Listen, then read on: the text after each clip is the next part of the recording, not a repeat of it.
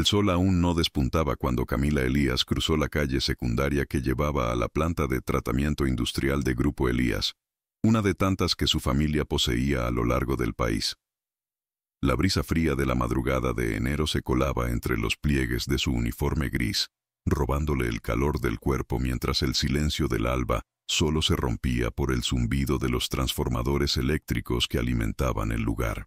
En sus hombros llevaba no solo una mochila con sus útiles de Indocentosnom, limpieza, sino también una decisión que había tomado meses atrás.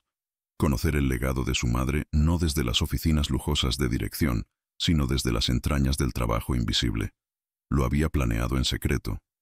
Había falsificado su nombre en el sistema, usando el apellido de su abuela materna, Méndez, para entrar como auxiliar de limpieza en la misma empresa donde su padre, Rafael Elías, dirigía como si cada centímetro le perteneciera.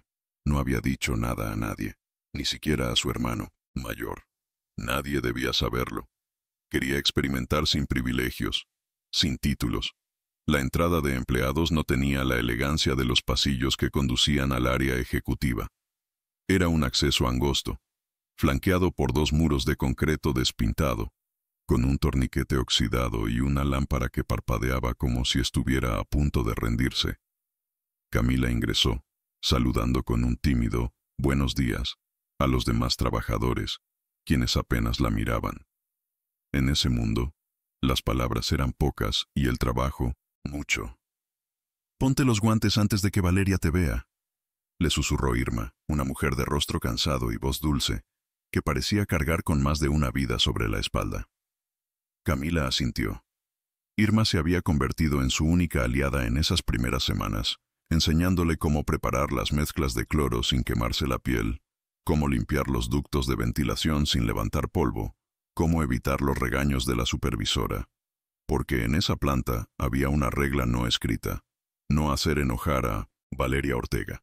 Valeria era la encargada administrativa de recursos humanos, una mujer joven, de cabello planchado impecable, uñas largas como garras, y una mirada que no admitía contestaciones.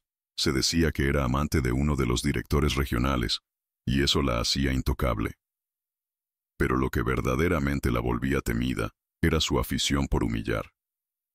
Había construido su autoridad sobre la burla constante a los trabajadores de limpieza, y parecía disfrutar de cada momento.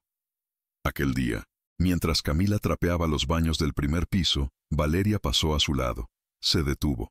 La miró de arriba a abajo. «¿Y tú de dónde saliste?», preguntó con una sonrisa burlona. «Recién ingresé hace 2 semanas». «Señora», respondió Camila, evitando contacto visual. «¿Y quién te enseñó a limpiar?». «¿Tu abuelita ciega?». «Mira nada más cómo dejas la mugre en las esquinas. Esto no es una casa de caridad. Es una empresa seria». La risa de 2 empleados que pasaban por el pasillo resonó como bofetada. Camila tragó saliva. Su instinto la empujaba a responder, a ponerla en su lugar. Pero no podía. No aún. Aguantó. Como lo había hecho desde que decidió comenzar esta doble vida. Cada palabra que callaba era una semilla que, algún día, esperaba, daría frutos. Camila no era una joven común. A pesar de su juventud, había heredado de su madre no solo la pasión por la justicia, sino también una mente privilegiada. Había diseñado modelos de eficiencia industrial que sus profesores en la universidad aplaudían con entusiasmo. Pero ese talento, en la planta, era invisible. Allí solo era la nueva, la trapeadora, la que no entiende rápido. Y paradójicamente, eso la motivaba más. Por las noches, al regresar a su cuarto de renta, una pequeña habitación en una vecindad humilde del barrio de San Pablo, se sentaba frente a su laptop, abría hojas de cálculo y comenzaba a escribir. Hacía mapas de los recorridos de limpieza, detectaba fallos en la logística, registraba horas muertas, potencialidades ignoradas. Y también, en una libreta azul con la tapa desgastada, llevaba un diario de injusticias. No por morbo, sino porque sabía que algún día todo eso serviría para algo más grande. Poco a poco, comenzó a ver más allá de su trabajo. Vio a don Polo, el hombre de 60 y tantos que llevaba 3 décadas limpiando los mismos pasillos, sin que nadie le ofreciera nunca un aumento, ni una silla decente para descansar. Vio a Mauricio, un chico de 24 años que arreglaba los Paneles eléctricos sin tener formación oficial, pero con una habilidad nata que bien podría valerle una carrera. Vio a Irma, ocultando su embarazo bajo capas de suéteres, temerosa de que al descubrirla, Valeria la despidiera sin remordimiento. «¿Por qué no lo denuncias?», le preguntó un día a Irma, mientras compartían pan con café en la bodega trasera. «¿A quién?». «A Valeria. Ella es amiga del jefe. Además, aquí las que nos embarazamos solas somos una carga, no personas», respondió Irma, con los ojos vidriosos. Camila sintió un nudo en el estómago. Su mundo de privilegios se desmoronaba cada día un poco más. No porque ella lo perdiera, sino porque entendía cuán lejano era ese mundo del que realmente sostenía la empresa. La gente que nunca aparecía en los informes financieros. Una tarde, mientras limpiaba los sanitarios del segundo piso, los que usaban los ejecutivos, escuchó por casualidad una conversación entre Valeria y el jefe de recursos humanos. Estaban en la sala contigua, pero dejaron la puerta entreabierta. «Lo importante es que no se quejen, que hagan el trabajo y se callen, al fin que ninguno pasa de secundaria», decía el hombre con tono desdeñoso. «Yo por eso no les doy confianza», respondía Valeria. «Uno les sonríe tantito y ya quieren que les firmes vacaciones. Estos nacieron para fregar, no para progresar». Camila apretó el trapeador hasta que sus nudillos se tornaron blancos. No sabía qué dolía más, las palabras o la naturalidad con la que las decían. Esa noche no pudo dormir. En lugar de ello, escribió una carta. No dirigida al gerente. No a recursos humanos. A su padre, Rafael Elías. En ella no usaba adornos, solo verdades. Le hablaba como hija, pero también como trabajadora. Le describía con lujo de detalle las condiciones, los abusos, las oportunidades desperdiciadas. No firmó como Méndez. Firmó con su nombre real, y la dejó en el escritorio de su padre, colándose en la oficina a través del contacto de confianza que aún conservaba entre los guardias de seguridad. Pasaron días sin respuesta. Nada cambió. Valeria seguía siendo la reina del desprecio. Los ejecutivos seguían ignorando a los de uniforme gris. Pero algo se había movido dentro de Camila.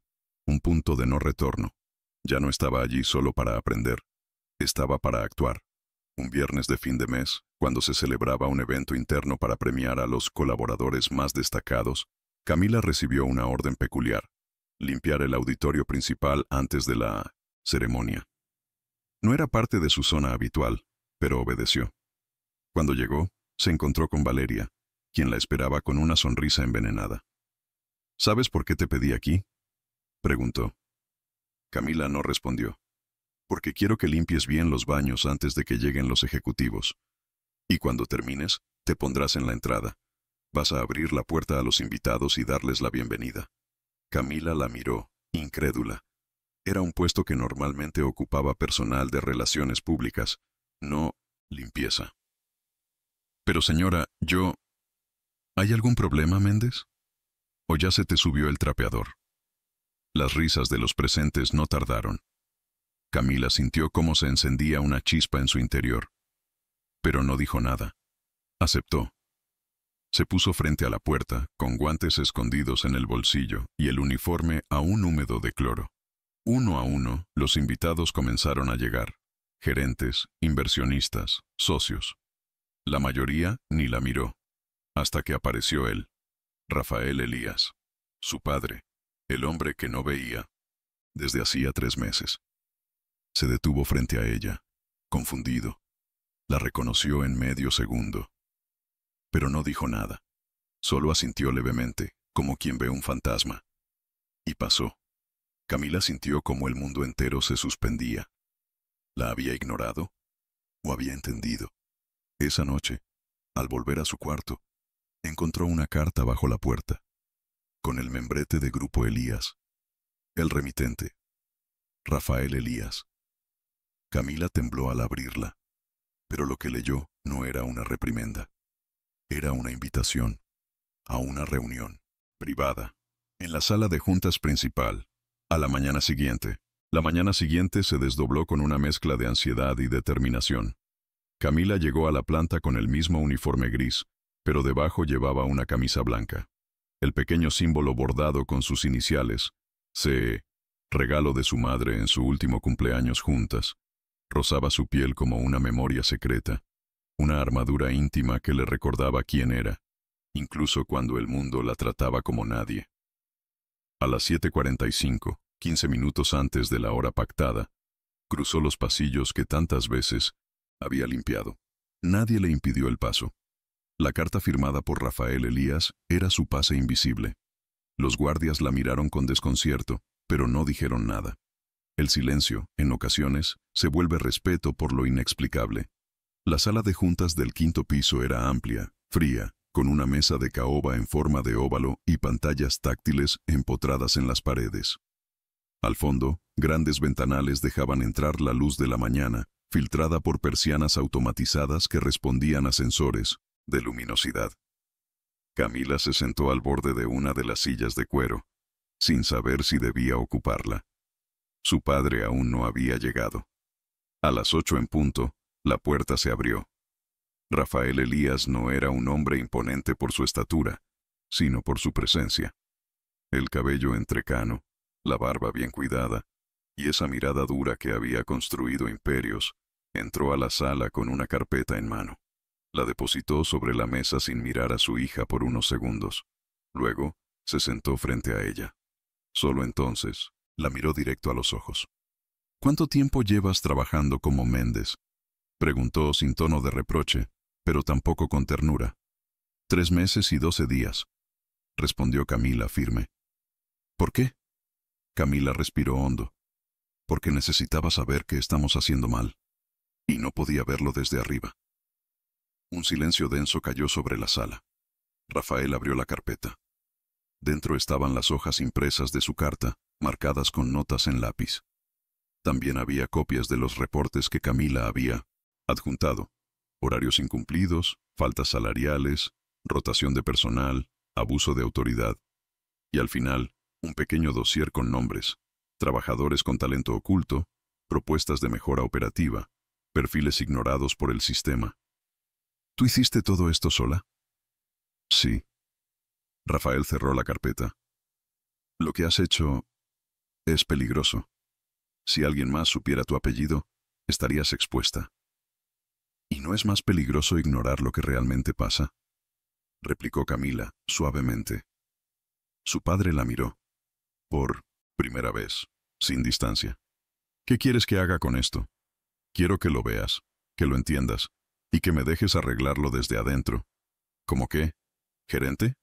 «No, como obrera con vos, como ingeniera en el terreno, como Elías, sin trono». La conversación fue interrumpida por un golpe en la puerta. Era Patricia, la asistente personal de Rafael. «Señor, la señora Valeria Ortega está afuera. Insiste en hablar con usted». Rafael asintió, pero no respondió. Esperó a que la puerta se cerrara y miró de nuevo a su hija. «¿Sabes quién es Valeria para este grupo? Sé lo que representa para los de abajo, y sé que no puedes seguir aquí». Rafael se levantó. Caminó hacia la ventana. «Cuando tu madre murió, todo esto dejó de tener sentido para mí», dijo de pronto con voz más quebrada de lo habitual. «Yo construí este imperio con ella. Lo soñamos juntos. Y sin ella, solo he estado administrando ruinas». Camila se levantó también. Lo miró de lado. «Entonces es hora de reconstruir». Pero no, desde el mármol. Desde el concreto. La decisión se tomó esa misma mañana. Valeria Ortega fue convocada a una reunión extraordinaria. En ella, Rafael Elías le comunicó, con fría diplomacia, que debía presentar su renuncia. Reestructuración interna, lo llamó. Valeria, incapaz de comprender cómo había perdido su impunidad, salió de la sala con el rostro descompuesto. Camila, desde la ventana del 2º piso, la vio marcharse. Y aunque no sintió venganza, sí sintió justicia. Pero lo más difícil apenas comenzaba. Rafael accedió a una propuesta: permitirle a Camila crear un programa de integración operativa, un plan piloto dentro de la planta, donde empleados de limpieza, mantenimiento y operación básica pudieran acceder a capacitaciones reales, presentar propuestas de mejora y participar en mesas de decisión. El nombre del proyecto era simbólico: Raíz. Camila no firmaba como Elías. Aún no. Prefería mantenerse como Méndez, al menos para los trabajadores.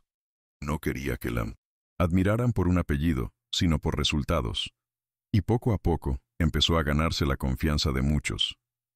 ¿Y tú cómo sabes tanto de ingeniería?, le preguntó Mauricio un día, tras verla rediseñar el circuito de ventilación con un simple croquis. Porque me gusta aprender, respondió sonriendo. Mauricio no insistió, pero la miró distinto desde entonces.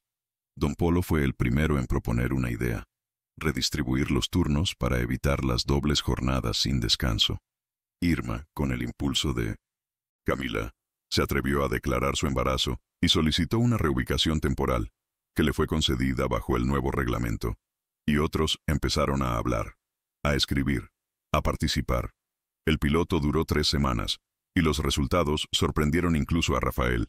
Reducción de ausentismo, aumento de eficiencia, mayor satisfacción del personal. El comité directivo, reticente al inicio, comenzó a abrirse.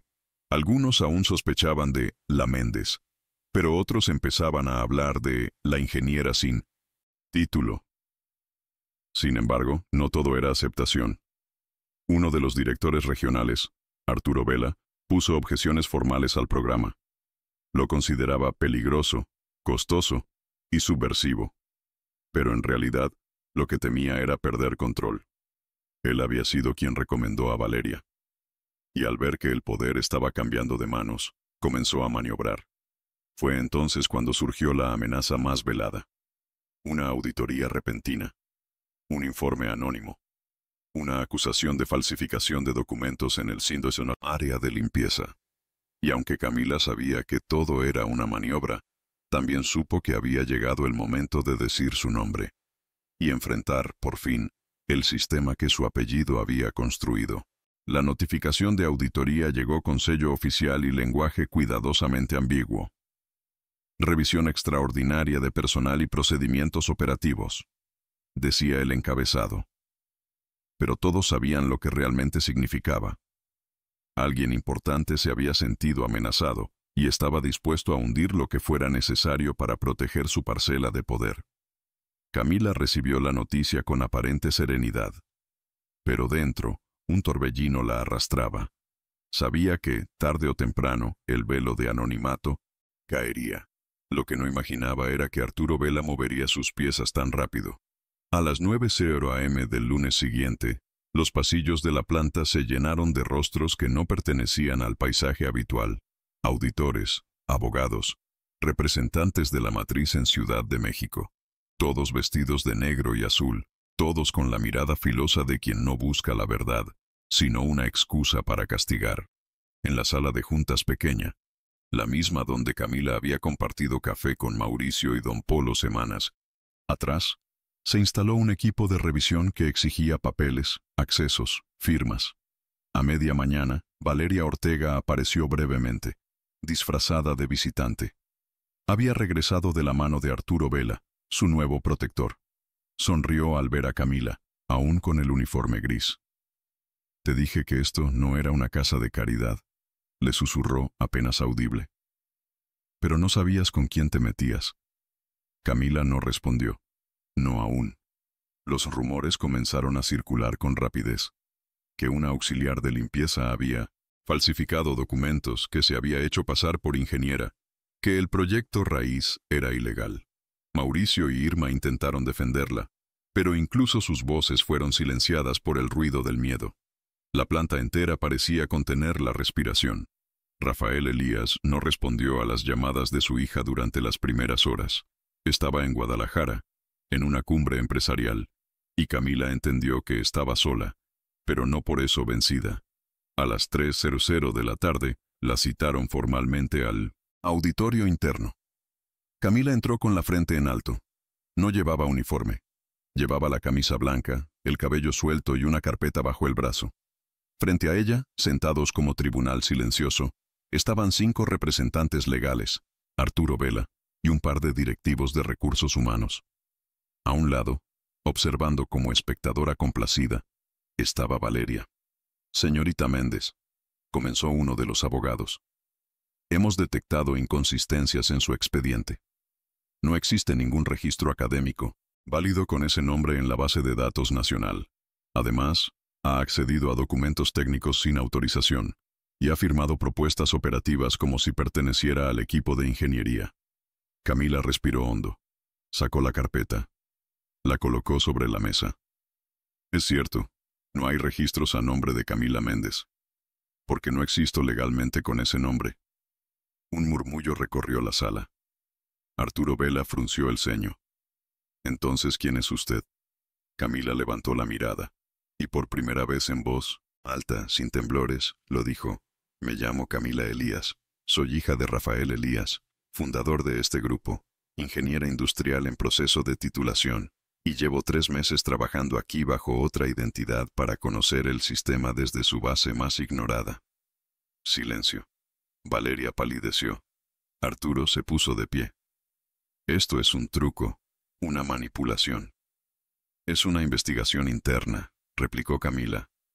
He documentado cada paso, cada abuso, cada omisión.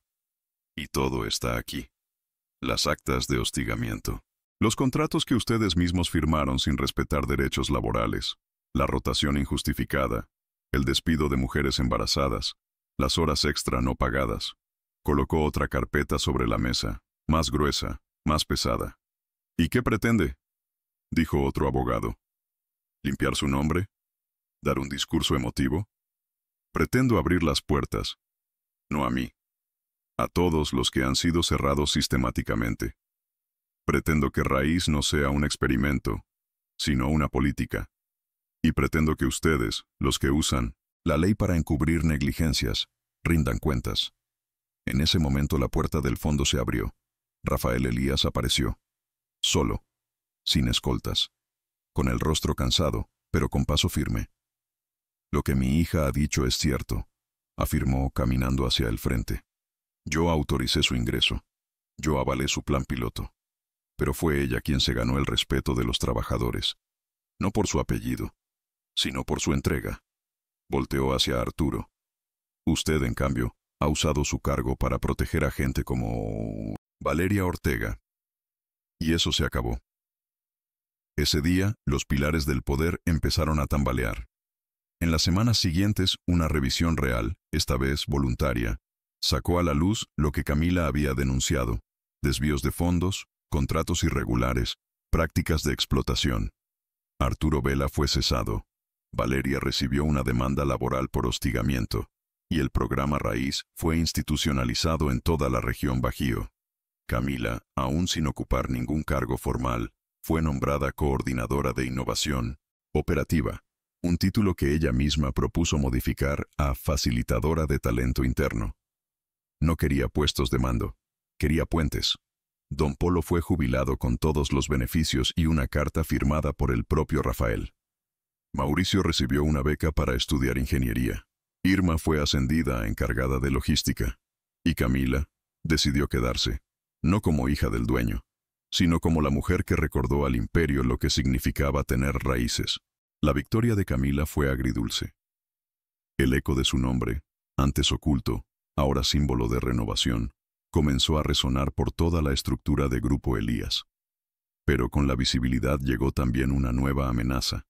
El sistema no se desarma sin resistencia, y quienes pierden privilegios suelen reaccionar con ferocidad. Durante las semanas posteriores a la destitución de Arturo Vela, comenzaron a surgir sabotajes internos, correos anónimos, rumores difamatorios, errores casuales en los suministros del programa Raíz. Camila, que se había preparado para el desprecio de arriba, no había anticipado el resentimiento de algunos pares intermedios, aquellos que veían en sus cambios una amenaza directa a sus pequeñas parcelas de poder. Una tarde, mientras supervisaba la remodelación de un área común para el nuevo centro de capacitación, recibió un mensaje urgente de Mauricio. Cuando llegó a la bodega técnica, lo encontró nervioso, sosteniendo una tablet. «Te hackearon el servidor interno del proyecto», dijo él pálido. Borraron los registros de evaluación, todos los avances. Camila sintió que el piso se desvanecía bajo sus pies. Era cierto. Todo lo trabajado en las últimas semanas, datos, gráficos, testimonios, Había desaparecido de la plataforma interna. Pero no todo está perdido, agregó Mauricio. Guardé un respaldo hace 2 días. No lo subí al servidor porque sentía que algo andaba raro. Camila lo abrazó, con una gratitud sin palabras. Sabía que no era solo un acto técnico. Era lealtad. Era cuidado mutuo. Gracias, Mau. Hoy salvaste algo más que datos. Pero la señal era clara. Alguien estaba dispuesto a hundir el proyecto desde dentro. Esa noche, Rafael la convocó a una cena privada en su casa. No lo había visto en días. Su semblante era distinto, más preocupado, más frágil. ¿Estás segura de continuar?, le preguntó, sin rodeos. Esto no es solo una empresa, es un campo de batalla disfrazado. Camila lo miró con firmeza. No voy a rendirme, porque haya enemigos. Si eso hubiera bastado, mamá nunca habría fundado la fundación educativa. ¿Recuerdas lo que decía? El poder solo tiene sentido si empuja hacia abajo, no si se alza sobre los demás. Rafael bajó la mirada. La mención de su esposa, muerta 5 años atrás, siempre lo desarmaba. Ella estaría orgullosa, dijo finalmente. Pero no puedo protegerte siempre. No estoy aquí para que me protejan. Estoy aquí para que nadie más necesite ser protegido en silencio. Al día siguiente, Camila presentó un plan de contingencia frente al consejo directivo. Con firmeza, detalló cómo el sabotaje solo demostraba la necesidad de una auditoría cultural completa. No bastaba con cambiar políticas, había que revisar valores. Si el talento sigue temiendo ser visible, el sistema se devora a sí mismo, afirmó. Necesitamos crear un entorno donde innovar no sea una amenaza, sino una urgencia compartida. Su propuesta fue radical. Crear un consejo de trabajadores interno, con representación rotativa, voz en las decisiones operativas y acceso directo a reportes gerenciales. La idea era impensable para muchos, pero Rafael la apoyó públicamente. Si queremos sobrevivir como grupo, debemos ser más humanos que eficientes. La eficiencia vendrá después. El consejo fue aprobado como piloto, y ahí comenzaron las verdaderas batallas. El nuevo consejo fue conformado por 7 empleados, entre ellos Irma, Don Polo, Honorario y Mauricio. También se unieron otros rostros nuevos: María Salgado, operaria con experiencia en producción, y Gustavo Alcocer, técnico de almacén. Al principio, las reuniones fueron incómodas. Los directivos no sabían cómo hablar con trabajadores sin dar instrucciones. Pero poco a poco, las barreras fueron cayendo. La tensión se trasladó, sin embargo, a los medios externos. Una revista empresarial publicó un artículo titulado «Nepotismo reformista o redención corporativa». Camila aparecía en la portada, fotografiada sin su consentimiento, con la pregunta escrita como una herida pública. «Esto es una campaña», dijo Rafael, lanzando la revista sobre el escritorio. «Y no podemos pelearla con silencio», respondió Camila. «Vamos a hablar, pero no con entrevistas, con resultados». Entonces llegó el momento clave, la presentación anual de Grupo Elías ante inversionistas nacionales. Era la primera vez en 20 años que una persona fuera del equipo directivo sería invitada a hablar en el escenario principal. Y Rafael eligió a Camila. «No como tu padre», le dijo, «sino como el CEO que sabe que el futuro no lo va a sostener solo». Camila se preparó como nunca. No habló desde el podio. Caminó entre el público. Contó historias reales. La de Irma y su embarazo oculto. La de Don Polo y su silla negada. La de Mauricio, que había pasado de limpiar conductos a diseñar sistemas eléctricos funcionales. Y luego mostró cifras. En 3 meses, Raíz ha incrementado la eficiencia operativa un 18%. Ha reducido la rotación en un 30% y ha elevado el índice de satisfacción laboral en un 52%. No por cambiar máquinas, sino por escuchar a quienes las operan. Terminó con una frase escrita en la pantalla: «No es talento lo que falta, es voluntad para verlo». El auditorio se puso de pie. Pero esa misma noche, Camila recibió un mensaje en su celular. Era anónimo. Una sola frase. La raíz también puede pudrirse.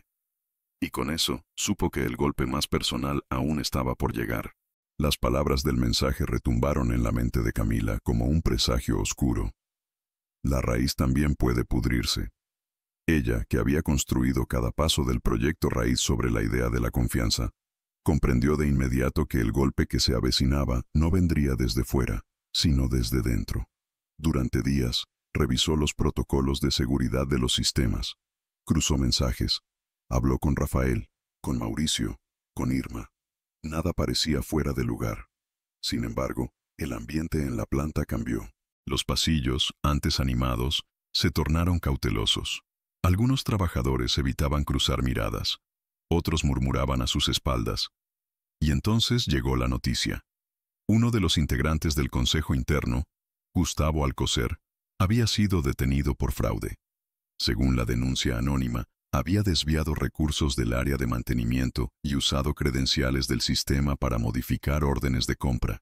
La policía fiscal ingresó a la planta en silencio. No hubo escándalo. Solo una ausencia inmediata. Gustavo desapareció de las reuniones. Nadie quiso hablar. Camila lo sintió como una traición. Pero más que eso, como una herida profunda a la credibilidad del proyecto que tanto trabajo le había costado sembrar. Sabían que esto nos iba a golpear donde más duele, le dijo Rafael frustrado. No fue casual, no fue espontáneo, afirmó Camila. Gustavo fue elegido por recomendación de un supervisor intermedio, uno de los que todavía responde a Arturo Vela. ¿Quieres que iniciemos una investigación formal? No, quiero ir más allá. Camila decidió realizar una asamblea abierta, una convocatoria sin filtros. Todos los trabajadores fueron invitados, sin excepción. En el patio central de la planta, bajo el sol del mediodía, más de 200 empleados se reunieron. Ella subió a una tarima improvisada. No había micrófono, no había banderas, solo su voz. Sé que muchos de ustedes se sienten decepcionados, que este proyecto, que comenzó con esperanza, hoy se ve manchado por un hecho que no representa lo que somos. Hizo una pausa. Los rostros la miraban, algunos duros, otros aún receptivos. Pero el poder no se pudre por un error. Se pudre cuando callamos ante él. Raíz no se trata de crear ángeles. Se trata de darnos permiso de ser mejores. Juntos. Con reglas. Con verdad. Y con consecuencias para quienes traicionan la confianza. Y entonces lo dijo con voz firme. Vamos a abrir todas las actas. Vamos a publicar cada decisión del Consejo. Vamos a elegir a los nuevos representantes por voto abierto. Y vamos a instalar un sistema de transparencia interna para que todos, puedan revisar lo que se hace con su trabajo. Alguien aplaudió. Luego, otros más. Pronto, el patio retumbó. No era una ovación de euforia. Era una afirmación silenciosa. El tipo de apoyo que nace cuando alguien se atreve a hablar desde la herida. Los días siguientes fueron vertiginosos. Camila, junto con Mauricio y un pequeño equipo técnico, desarrolló un portal interno de 1900, rendición de cuentas. Cada peso gastado, cada reunión del consejo, cada iniciativa, cada obstáculo, era registrado allí. Y lo más importante, cualquier trabajador podía comentar, sugerir, objetar. La plataforma fue llamada Voz Baja, un guiño a las voces que durante años solo se escuchaban en los pasillos, entre murmullos. Ahora, esas voces tenían casa. Y funcionó. El escándalo por Gustavo no mató Raíz, lo fortaleció. Porque por primera vez los trabajadores no fueron solo testigos del cambio. Fueron parte de él. Pero en el mundo corporativo el cambio real tiene enemigos visibles y otros invisibles. Una semana después del lanzamiento de Voz Baja, Grupo Elías recibió una oferta de compra. Una multinacional, Vextor Global, ofrecía adquirir el 51% del grupo por una cifra histórica. Prometían modernización, expansión internacional y optimización del capital humano. En la letra pequeña quedaba claro lo que significaba. Eliminación de iniciativas internas no rentables. Es decir, el fin de Raíz. Rafael convocó a una reunión urgente del Consejo Superior, y ahí, frente a los inversionistas, los accionistas y los abogados, planteó el dilema. Nos ofrecen el mundo, dijo, pero nos piden entregar el alma. Las opiniones se dividieron. Camila ha hecho un gran trabajo, pero no podemos perder el impulso global, decía uno. El mercado no espera idealismos, añadió otro. Y entonces, Camila pidió la palabra. No se trata de elegir entre idealismo o rentabilidad. Se trata de definir qué tipo de empresa queremos ser. Vextor compra estructuras. Nosotros cultivamos raíces. Y las raíces, cuando se profundizan, son más fuertes que cualquier oferta. Hubo silencio, hasta que Rafael tomó su decisión. No vendemos, no por ahora. Vamos a crecer, pero sin olvidar para quién trabajamos. Fue la primera vez que el consejo se unió, no por conveniencia, sino por convicción.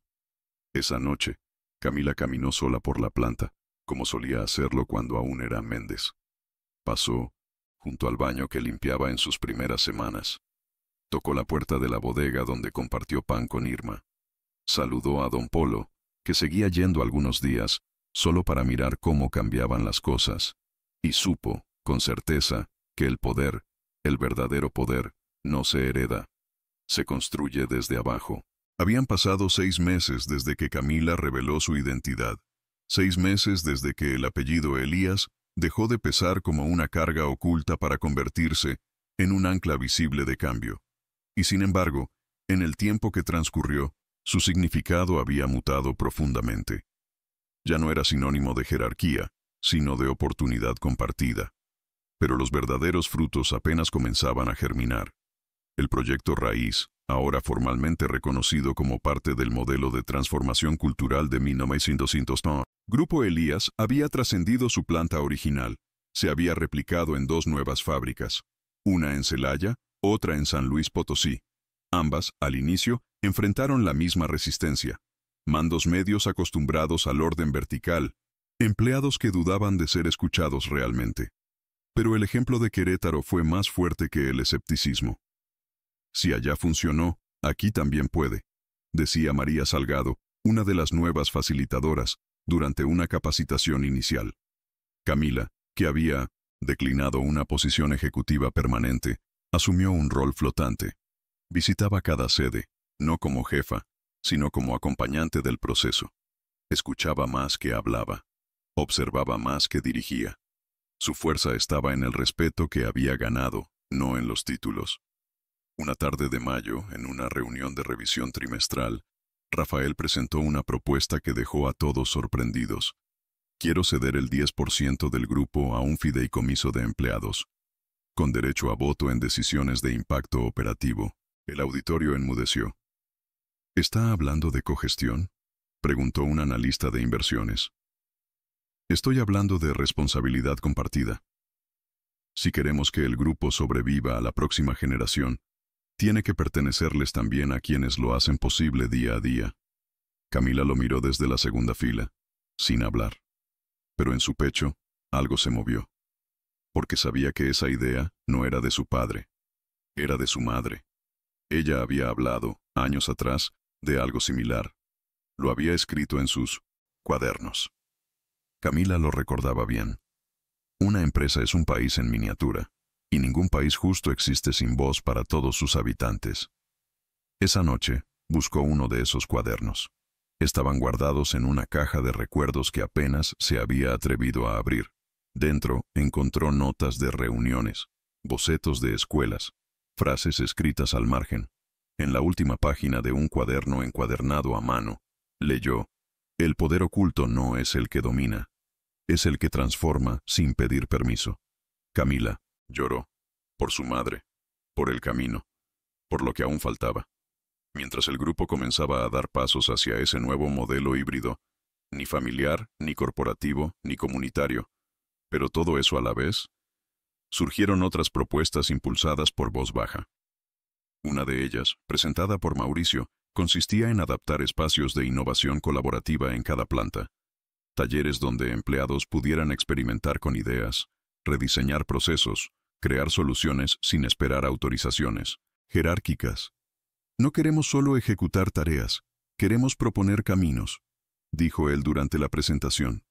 Camila apoyó la iniciativa. La llamó Laboratorio Raíz. Rafael lo aprobó de inmediato. Y así, en pequeñas habitaciones reacondicionadas con herramientas, pantallas recicladas y pizarras de vidrio, surgieron invenciones increíbles. Un sistema de reciclaje de aguas grises implementado por 3 empleados de intendencia. Una nueva configuración de empaquetado ideada por operarias. Una aplicación interna para gestionar turnos creada por el hijo adolescente de una trabajadora. Cada vez que un prototipo funcionaba, el equipo era premiado con participación de beneficios. Pero más que el dinero, lo que nacía era algo más poderoso: dignidad, sentido de pertenencia, propósito. Y sin embargo, no todo era celebración. La presión externa continuaba. Otras empresas, al ver los cambios, comenzaron a ofrecer puestos con mejores sueldos a trabajadores clave de Grupo Elías. El talento ahora era visible, y el mercado lo codiciaba. Irma recibió una oferta para irse a Monterrey, a una empresa multinacional de logística. Salario triple. Guardería incluida. Se lo contó a Camila entre lágrimas. No quiero irme. Pero nunca imaginé que me ofrecerían algo así. Siempre pensé que yo no valía eso. Camila la abrazó. Tú decides. Nadie te va a juzgar. Solo recuerda. Lo que construimos aquí, contigo, no desaparece si decides seguir creciendo allá. Irma se quedó. No por lealtad, ciega, sino porque entendió que ese espacio donde había florecido era también su obra. Un año después del inicio de Raíz, Grupo Elías celebró una convención abierta. No para mostrar productos, sino para mostrar personas. En el escenario, Camila no fue la única en hablar. Hablaron Irma, Don Polo, Mauricio. Incluso María Salgado desde Celaya, a través de una videollamada. Cada uno compartió lo que significaba haber sido escuchado por primera vez. No hubo discursos empresariales, solo historias. Y al final, Rafael tomó la palabra. Mi hija me enseñó a mirar lo que había olvidado. Hoy esa mirada ya no es solo suya. Es de todos ustedes. Este grupo ya no se sostiene por una familia. Se sostiene por una comunidad. Cuando terminó la convención, Camila caminó por el jardín lateral de la sede principal. A su lado iba su padre, en silencio. Se detuvieron frente a una escultura nueva, inaugurada ese día. Una figura abstracta de raíces entrelazadas, forjada en acero reciclado de las primeras máquinas que se desmantelaron. Rafael la miró. ¿Y ahora qué sigue? Camila sonrió. Seguir sembrando, donde antes solo había concreto. El segundo año del proyecto Raíz marcó una etapa distinta. Ya no era necesario justificar su existencia. Ahora el reto era sostenerlo sin que dependiera de nombres individuales. Camila lo sabía mejor que nadie. Su rostro, una vez anónimo, se había vuelto símbolo. Pero los símbolos son peligrosos y opacan al colectivo. Por eso tomó una decisión radical: alejarse temporalmente, no por renuncia, sino por coherencia. En una carta dirigida a todo el personal, Camila explicó su motivación. Una raíz no empuja la planta hacia el sol, la sostiene desde abajo. Mi lugar ya no debe estar al frente, sino detrás, acompañando silenciosamente la maduración de lo que todos hemos cultivado. El Consejo de Trabajadores, ya consolidado, eligió a 3 nuevas coordinadoras regionales. Ninguna tenía apellido conocido. Una era hija de obreros. Otra, ex cajera de almacén. La tercera, una migrante retornada con experiencia en producción textil. Todas mujeres. Todas con historias similares a la de Camila, pero invisibilizadas hasta que Raíz les tendió una lámpara. Camila se despidió con un mensaje en video que se transmitió en cada planta. No nací para liderar empresas, nací para abrir cerraduras. Hoy, las llaves las tienen ustedes, y no saben cuánto orgullo siento de dejarlas en sus manos. La transición fue más suave de lo que muchos esperaban, en parte porque el modelo ya era autónomo, en parte porque la comunidad lo había hecho suyo. Pero el verdadero desafío surgió desde fuera. Una crisis económica global afectó las cadenas de suministro. Muchas empresas comenzaron a recortar personal, externalizar operaciones, volver al modelo tradicional. Grupo Elías, sin embargo, eligió otro camino. En una reunión extraordinaria del Consejo, Rafael propuso una estrategia contraintuitiva. En vez de despedir, reconfigurar. Vamos a reducir jornadas, redistribuir tareas, fortalecer producción local. Y más importante aún, preguntar a los trabajadores cómo hacer esto sin destruir sus vidas. Se activó un proceso de consulta masiva en todas las plantas. La plataforma Voz Baja se llenó de propuestas. Algunas simples, horarios escalonados. Otras brillantes. Fabricación de piezas internas para sustituir importaciones. En 2 meses, el grupo se estabilizó. Y entonces, surgió una propuesta inesperada desde Celaya. Un grupo de operarias, lideradas por María Salgado, propuso crear una línea de productos propios, diseñados por los mismos trabajadores. Utensilios domésticos, duraderos, ecológicos y con trazabilidad completa de origen. Se llamarían Raíces.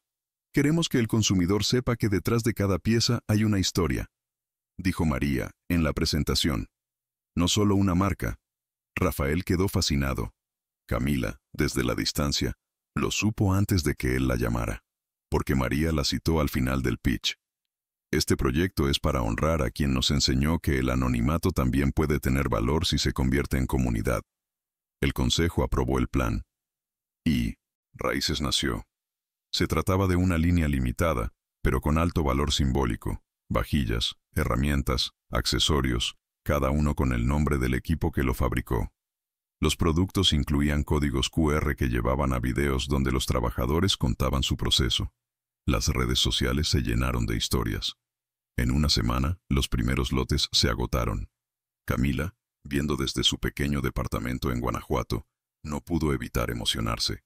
No solo por el éxito comercial, sino porque algo más profundo había pasado. Raíz ya no era un experimento social, era una identidad. El impacto comenzó a trascender industrias. Universidades solicitaron pasantías en las plantas. Organizaciones internacionales pidieron estudiar el modelo. Y gobiernos locales, por primera vez, invitaron a Grupo Elías a asesorar políticas públicas de empleo. En uno de esos foros, Mauricio, el joven que una vez limpió ductos, presentó una ponencia sobre innovación descentralizada. Al terminar, recibió una ovación. Camila lo llamó esa noche. «Te escuché», le dijo. «No sabes cuánto me alegró oír tu voz ahí arriba». «Fue gracias a ti», respondió él emocionado. «No. Fue gracias a que nunca dejaste de arreglar cosas, incluso cuando no te lo pedían». En medio de todo, un nuevo actor entró en escena. La nieta de Don Polo, una adolescente brillante llamada Renata. Con apenas 16 años, había diseñado un algoritmo de distribución de horarios usando datos abiertos del sistema Voz Baja. El algoritmo fue tan eficaz que la planta lo adoptó oficialmente. Renata fue invitada a exponerlo en un evento nacional de tecnología. Cuando subió al escenario, dijo con voz temblorosa: «Yo solo quería que mi abuelo pudiera descansar un poco más. Si este sistema sirve para otros, entonces vale la pena». La sala se puso de pie. Camila, al enterarse, sintió que algo dentro de ella cerraba un círculo. Lo que había comenzado como una búsqueda personal, redención, identidad, justicia, ahora era parte de una espiral mucho mayor, que ya no necesitaba su presencia para seguir creciendo. Y sin embargo, su historia no había terminado. Una llamada de Rafael lo confirmó. «Están creando un programa internacional de liderazgo transformador», le dijo. «Quieren que tú lo encabeces, no como CEO, como arquitecta cultural». Camila rió, emocionada y temerosa a la vez. «¿Y qué haré ahí?» «Lo que siempre has hecho, sembrar, pero en tierras nuevas». El programa internacional se llamó Horizonte. Fue una iniciativa conjunta entre fundaciones globales, universidades europeas y empresas de innovación social. Su propósito era claro: identificar modelos locales exitosos de transformación laboral e institucionalizarlos como referencias globales. Y el modelo Raíz encabezaba la lista. Camila viajó a Barcelona para la presentación inaugural. Era la primera vez que salía del país desde la muerte de su madre. En el avión, leyó los primeros borradores del Manual de Horizonte, donde se narraba la experiencia de Grupo Elías como un caso de estudio. Sus ojos se llenaron de lágrimas al leer la primera línea. Camila Elías, descendiente de industria, arquitecta de comunidad. La llegada a Europa no fue gloriosa ni hollywoodense, fue introspectiva. Camila no fue como figura mediática, fue como testigo, narradora, guía y también como aprendiz. Durante los primeros meses, visitó proyectos similares, cooperativas en Andalucía que rescataban tierras abandonadas, fábricas en el Ruhr alemán reconvertidas en centros de innovación comunitaria, redes textiles en el norte de Italia lideradas por migrantes. Cada encuentro dejaba una marca. En una de las visitas, conoció a Inés Belandia, una socióloga chilena que dirigía un proyecto en Marsella donde expresidiarios fabricaban muebles con madera reciclada. Camila, tras escuchar la historia de un joven que encontró en una mesa su primer lugar de pertenencia, se quedó en silencio. ¿Te pasa algo?, preguntó Inés. Estoy aprendiendo que la raíz no siempre está bajo tierra, respondió Camila. A veces está en lo que no se ve, la dignidad, el gesto, la segunda oportunidad. El programa Horizonte tomó fuerza. Camila diseñó una metodología replicable basada en 5 ejes: voz, transparencia, interdependencia, reparación y visión. Lo llamó Modelo Semilla. No era una receta, era un lenguaje, y fue adoptado por 8 iniciativas distintas en 4 países en su primer año. Pero, mientras sembraba en otros suelos, el viento trajo noticias de casa. Rafael Elías había enfermado. Un diagnóstico inesperado: leucemia avanzada. La noticia llegó a Camila en medio de una conferencia en Ámsterdam. No dudó. Volvió a México en menos de 24 horas. Lo encontró en su habitación, con los ojos hundidos pero la sonrisa intacta. Me gusta que no viniste con trajes ni discursos, le dijo él. Viniste como mi hija. Y tú me esperaste como mi padre. Los días siguientes fueron una mezcla de conversaciones y silencios. Rafael le habló como nunca, de sus miedos, de los errores que cometió, del tiempo que perdió sin verla crecer cuando se encerró en sus propios muros. Tú me enseñaste a derribarlos, le dijo. Tú me reconciliaste con lo que significaba ser Elías. Camila le tomó la mano. Ser Elías ya no es un nombre, es una responsabilidad. Antes de morir, Rafael hizo algo inesperado. Modificó su testamento. Dejó sus acciones no a Camila ni a su hermano, quien ya tenía su propia empresa tecnológica, sino al fideicomiso de empleados, no el 10%, el 35%, con una cláusula que fueran administradas por un consejo mixto, con mayoría obrera y representación rotativa. El legado no es tener, es ceder, dijo en la última conversación lúcida que tuvo con su hija. Tú empezaste la transformación. Yo quiero ayudar a completarla. Murió una semana después, sin escándalo, sin titulares. Solo un comunicado breve de la empresa y un funeral íntimo. Camila, al verlo por última vez, pensó en su madre, en aquella frase escrita a mano que aún conservaba. Todo lo que vale la pena florece donde nadie mira. El testamento causó un pequeño terremoto en el mundo empresarial mexicano.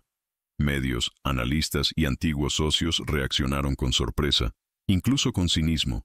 Algunos lo llamaron romanticismo heredado, otros suicidio corporativo. Pero el grupo no se desplomó. Al contrario, una nueva fuerza emergió. La estructura híbrida creada por el fideicomiso se consolidó como un modelo pionero, ni cooperativa ni tradicional, ni centralizada ni fragmentada. Un sistema donde la voz del obrero no era decorativa, sino decisiva. Se desarrolló una nueva constitución interna, basada en principios de equidad, sostenibilidad y co-creación. Camila no ocupó ningún cargo directivo, pero estuvo ahí, asesorando, escribiendo, acompañando, como raíz. Y fue entonces cuando recibió una propuesta imposible de ignorar. La ONU La invitaba a formar parte de un comité, bodega donde todo comenzó.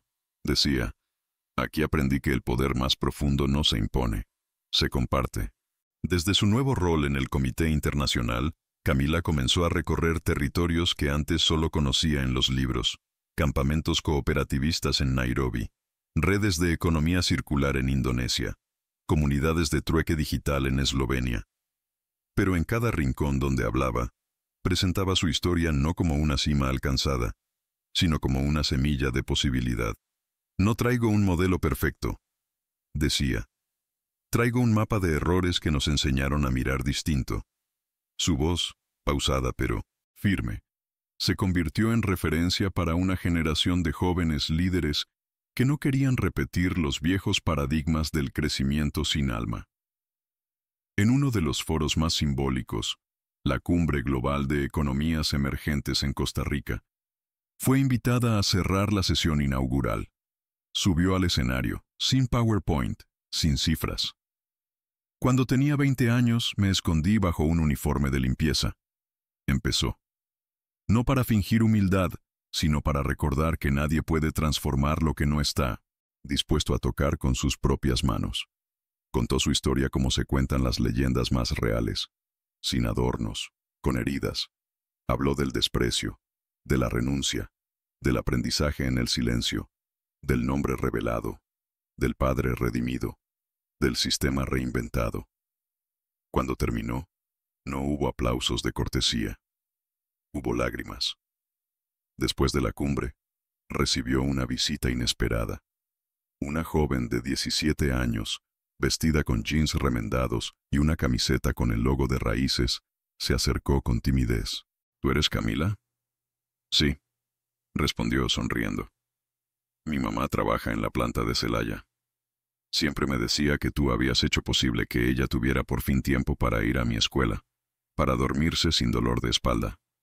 Nunca creyó que yo pudiera llegar a la universidad, pero ahora estoy aquí, con beca, porque ustedes cambiaron todo eso. La joven le entregó una pequeña libreta. Dentro había dibujos. Un prototipo de silla ergonómica para operarios de largas jornadas. Yo también quiero inventar cosas que alivien, como tú. Camila la abrazó. Lloraron juntas, sin necesidad de palabras. Fue entonces cuando tomó una nueva decisión.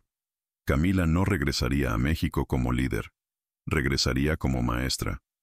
Fundó el Instituto Semilla, una organización sin fines de lucro dedicada a formar jóvenes de zonas industriales en pensamiento sistémico, diseño participativo y liderazgo comunitario. No en aulas tradicionales, en fábricas, talleres, comunidades. Cada generación del instituto pasaba un año rotando entre las plantas de Grupo Elías, cooperativas aliadas y organizaciones internacionales, no para ser capacitados, para aprender a capacitar a otros. El conocimiento no se acumula, decía Camila.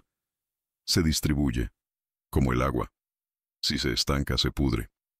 El instituto recibió apoyo de la Fundación Arbenz de Suiza, del gobierno de Costa Rica y de la Universidad de Guanajuato. Pero su núcleo era mexicano, y su raíz seguía siendo la misma. Lo invisible. Un día, Irma, ahora, responsable nacional de Relaciones Laborales en Grupo Elías, le pidió a Camila que regresara a Querétaro para una ceremonia especial, sin decirle exactamente por qué. Cuando llegó, encontró a cientos de trabajadores reunidos en el auditorio, muchos con lágrimas, otros con orgullo. Mauricio, ahora ingeniero jefe de innovación. María, líder sindical con título universitario. Renata, becada en el MIT. En el escenario, un mural cubría el fondo. Era una pintura monumental, el retrato de una mujer, con uniforme gris, trapeador en mano, y una mirada firme que atravesaba generaciones. A sus espaldas, raíces metálicas conectaban engranajes, árboles, libros y manos entrelazadas. En la esquina inferior derecha, una frase. No te subiste al trono. Nos hiciste construir una mesa. Camila se quebró, no por el homenaje, sino porque comprendió, al fin, que su legado no estaba en lo que fundó, sino en lo que otros decidieron continuar. La ceremonia cerró con un gesto silencioso. Los Trabajadores entregaron a Camila una caja de madera. Dentro estaba su antiguo uniforme de limpieza, cuidadosamente doblado. Sobre él, un broche nuevo, dorado, con la palabra fundadora. Camila lo tomó. Lo sostuvo en sus manos por largo rato, y luego lo devolvió a la caja. No lo necesito, dijo. Ya está donde debe estar. Pasaron los años. No con estrépito, sino con la suavidad de las cosas bien sembradas. Camila Elías dejó de ser una figura pública. No por cansancio, sino por propósito. Se retiró del Comité Internacional. Se dio la dirección del Instituto Semilla a una generación joven que ya no necesitaba ser guiada, sino acompañada. Se instaló en una casa sencilla en las afueras de Guanajuato, rodeada de nopales y bugambilias, donde escribió, enseñó y caminó por las tardes entre huertos comunitarios. La llamaban maestra, no directora. Compañera, no jefa. Era justo como ella quería. A veces recibía cartas de estudiantes que habían pasado por el instituto, de trabajadores que la conocieron como Méndez, de líderes jóvenes que usaban el modelo Semilla para rediseñar sus comunidades. A veces llegaban niños con dibujos donde ella aparecía con un trapeador convertido en cetro. A veces, empresas la invitaban a hablar. Casi siempre decía que no. Hasta que un día recibió una carta manuscrita, sin membrete, sin firma visible. Solo decía, fuiste la primera en verme. Quiero que vengas a ver lo que sembré. Era de Renata, la nieta de Don Polo, que ahora dirigía su propia red de cooperativas tecnológicas. Había transformado el algoritmo de turnos en un sistema completo de gestión colaborativa que estaba siendo adoptado en 5 países. La invitaba a la inauguración de su centro matriz en la Ciudad de México. Camila aceptó. El centro era luminoso, con paredes cubiertas de frases de trabajadores, de poemas, de dibujos de niños. En el acceso principal, un sensor reconocía las voces de quienes ingresaban y saludaba por su nombre. Renata la recibió con un abrazo largo, apretado. No me convertí en ti, le dijo, emocionada. Me convertí en lo que tú me enseñaste a imaginar. Camila no respondió. Solo la miró, sintiendo que el tiempo hacía una reverencia. Durante la ceremonia, Camila no subió al escenario, pero al final, todos la buscaron, uno a uno. No por protocolo, sino por gratitud. Un joven, visiblemente nervioso, se le acercó. Perdón que le hable así, señora Camila, pero usted cambió la historia de mi papá. Él trabajó toda su vida creyendo que nunca valía lo suficiente. Hasta que llegó Raíz. Ahora me dice que cada tornillo que aprieta tiene sentido. Camila lo miró con ternura. Entonces, ya no necesito hacer nada más, respondió. Porque el mundo que soñamos está siendo contado por otras voces. Al volver a su casa, encontró en su buzón una sola carta. Venía del archivo histórico de Grupo Elías. Dentro había una copia del primer contrato de Camila como empleada auxiliar, firmado bajo el nombre Camila Méndez. Y, junto a él, un sobre más pequeño con tinta azul. Era una nota escrita por su padre, años atrás. Si alguna vez dudas de tu camino, recuerda que tú llevas la antorcha que tu madre y yo solo pudimos encender. No porque supieras más, sino porque decidiste escuchar. Camila, hija mía, tú eres la historia que nunca pude escribir. Camila. Se quedó sentada largo rato, con el sobre el regazo, y por primera vez, entendió que el legado no era un edificio, ni un apellido, ni siquiera una transformación visible. Era una decisión, tomada una y otra vez, escuchar donde nadie escucha, caminar donde nadie mira, sembrar donde nadie espera. Años después, cuando Camila ya no estaba, los niños en las escuelas de oficios preguntaban por ella como si fuera un personaje de leyenda. Algunos decían que fue una princesa que renunció a su trono para barrer el mundo, otros que era una ingeniera disfrazada de obrera, y otros más, que era una raíz convertida en faro. En la entrada de cada planta de Grupo Elías, una frase quedó tallada en acero. La fuerza más grande está en lo que nadie ve. Y abajo, sin títulos, sin adornos, Camila.